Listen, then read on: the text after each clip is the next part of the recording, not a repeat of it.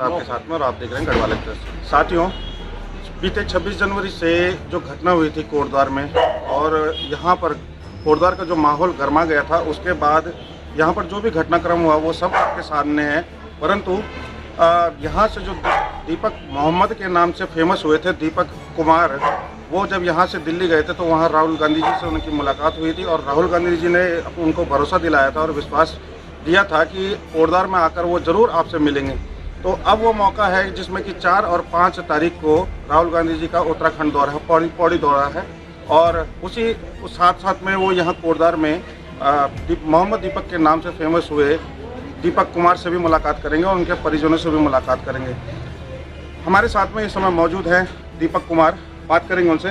दीपक भाई, आपसे वादा किया था राहुल गांधी जी ने कि आऊँगा, ज़रूर मिलूँगा, और अब आपकी जो अभी कुछ दिनों पहले अजीत अंजुम जी ने इंटरव्यू लिया था तो उसमें आपने खेद भी प्रकट किया था कि राहुल गांधी जी अभी तक नहीं आए, आप शायद आपकी मंशा या आपके आशा रही होंगी कि कुछ जल्द से जल्द आके मुलाकात करें। अब आ रहे हैं, कैसा लग रहा है? देखो भैया, पहले तो मैं इतना ही कहना चाहता हूँ अपने देशवासियों को, विश्वास सबसे बड़ी चीज़ है दुनिया में। विश्वास के बिना कोई काम नहीं है। विश्वास करना सबसे पहले चीज़ है कि विश्वास के ऊपर कोई भी विश्वास करना सबसे बड़ी चीज़ है। बिल्कुल सीधी सी बात है। मेरे को विश्वास था राहुल जी पे। देखो, जैसे उन्होंने मेरे से वादा किया था कि मैं कोटद्वार आऊँगा, कोटद्वार आके आपकी जिनकी मेंबरशिप लूँगा, वो विश्वास इसलिए था क्योंकि मैं सोशल मीडिया पे काफ़ी टाइम से मैंने देखी भी ये चीज़ें। खैर मिला तो मैं उस दिन पहली बार था दिल्ली में, उसके बाद अब दोबारा से मुलाकात हुई राहुल जी से। मगर अदरवाइज जितना भी मैंने सोशल मीडिया पर देखा है राहुल जी को, जिससे उन्होंने वादा किया है और जिनको उन्होंने बोला है कि मैं आऊँगा आपके घर, तो वो गए भी हैं। चाहे वो किसान का घर हो, चाहे निर्भया के भाई का उन्होंने जॉब को लेकर, चाहे क्या नाम दशरथ मांझी, उनका घर भी उन्होंने बनवाया है। और एक हमारे जो नाई की शॉप में भी वो गए थे, उनसे बोला था उन्होंने। और बहुत सारी जगह ऐसी है जहाँ पर उन्होंने वादा किया है और वो गए हैं। तो उस चीज़ का मेरे को पूरा विश्वास था जब मेरे से उन्होंने वादा किया है। तो जहाँ तक कि मेरे को लगता था कि वो आएंगे तो आएंगे, क्योंकि और लोगों ने भी मेरे को बोला है, ट्रोल किया है, बहुतों ने बोला है कि मजाक बना के रख दिया तुम्हारा दीपक भाई, कोई नहीं आता है, ऐसा वैसा, वो बड़े नेता है। मैंने कहा नहीं भाई, मैंने कहा मेरे को पता है, कंफर्म पता है मेरे को, जैसा उन्होंने मेरे से वादा किया है तो डेफिनेटली मेरे यहाँ आएंगे, जहाँ तक कि मेरा अंदाजा है। और वो देख लो, अब 4 तारीख को उन्होंने मेरे यहाँ आने का बोला है, तो 4 तारीख को वो मेरे यहाँ। ये बात तो सच है कि राहुल गांधी जी ने जब जिस पर भरोसा जताया है और जिससे वादा किया है वो निभाया है।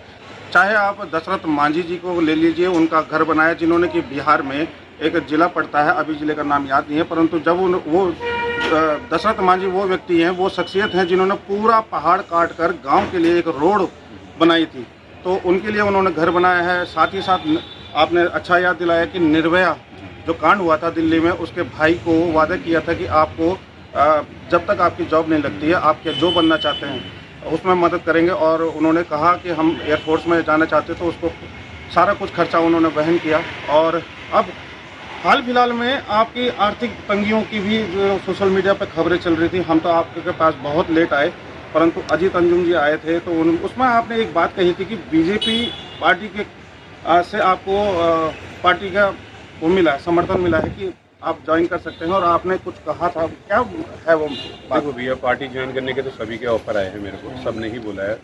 कभी कोई बोल रहा था, कभी कोई बोल रहा था, आज भी बोलते हैं कि पार्टी ज्वाइन कर लो। तो पार्टी ज्वाइन करने का तो कहीं से कहीं तक मेरे दिमाग में ऐसा नहीं है, ना ही मैंने सोचा है कि मैं पार्टी ज्वाइन करूं और किसी पार्टी से मैं जुड़ूँ। तो वो तो बहुत दूर की बात है, उस चीज़ के बारे में मैंने सोचा ही नहीं है। और सबसे बड़ी बात ये है कि मेरे घर वाले भी नहीं सोचते, नहीं मेरे घर वाले बोलते हैं कि आप किसी पार्टी ज्वाइन करो या किसी पार्टी में ज्वाइन करके आप काम करो किसी पार्टी के लिए। तो इन चीज़ों से मैं काफ़ी दूर हूँ। आर्थिक स्थिति अब पहले से मेरी बहुत अच्छी है कि लोगों ने मेरी हेल्प करी है कि कहीं ना कहीं ये इंसानियत के नाते जो मैंने मैसेज दिया था लोगों को, जो मैंने किया था उस टाइम पर 26 जनवरी को जो भी ये मैटर हुआ था, एक मैसेज गया था अच्छा, तो मेरे दिमाग में ये चला था शायद मेरी जो जिम की कंडीशन है, जो मेरे बिजनेस की कंडीशन है, वो बिल्कुल कट हो गई है। इसको मैं बेच के यहाँ से बाहर चले जाता हूँ, क्योंकि घर परिवार चलाना है। तो घर परिवार चलाने के लिए चाहे मेरे को मजदूरी करने पड़े, मैं मजदूरी भी करूँगा, घर परिवार तो मेरे को चलाना पड़ेगा। वो अदरवाइज़ किसी भी इंसान के साथ होगा तो वो यही चाहेगा कोई बात नहीं यार, अगर मेरा बिजनेस चल रहा तो मैं मजदूरी करके अपने घर परिवार चलाऊँ। तो वही मेरे दिमाग में चला था। मगर अब कुछ टाइम से जितना मेरे को प्यार लोगों का मिला है, तो लोगों ने मेरी फाइनेंस को लेकर मेरी हेल्प करी है, मदद करी है, सामने निकल कर आए हैं, तो अब मैं नहीं सोचता, बिल्कुल भी मेरे दिमाग में ये नहीं आता कि ना मैं कि कहीं जाऊं और अपना जिम बंद करूं, क्योंकि लोगों ने मेरे को बहुत उम्मीद जताई है कि दीपक जी आप कुछ भी करो, आप जिम बंद मत करना, हम आपके साथ खड़े हैं, आपकी हेल्प करने के लिए खड़े हैं, जितना आपका रैंक है या जो भी है उसके लिए हम आगे आके खड़े हो जाएंगे, मगर आपने जिम बंद नहीं करना।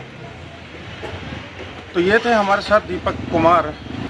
इन्होंने जो इंसानियत की मिसाल पेश की है इस कोटद्वार में, और यहाँ से एक अलग जगह है कि जहाँ भी ऐसी कोई बातें होती हैं उसमें धर्म मायने नहीं रखता, वहाँ पर विचार मायने रखते हैं, वहाँ पर जो दिल होता है एक दूसरे के लिए। हम सबसे पहले सर्वप्रथम हिंदुस्तानी हैं और हिंदुस्तानी होने का हमें कर्तव्य निर्वहन करना पड़ेगा, ना कि आपस में लड़कर।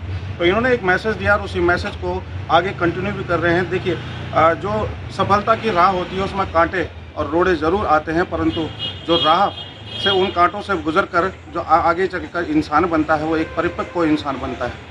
धन्यवाद सर आपका।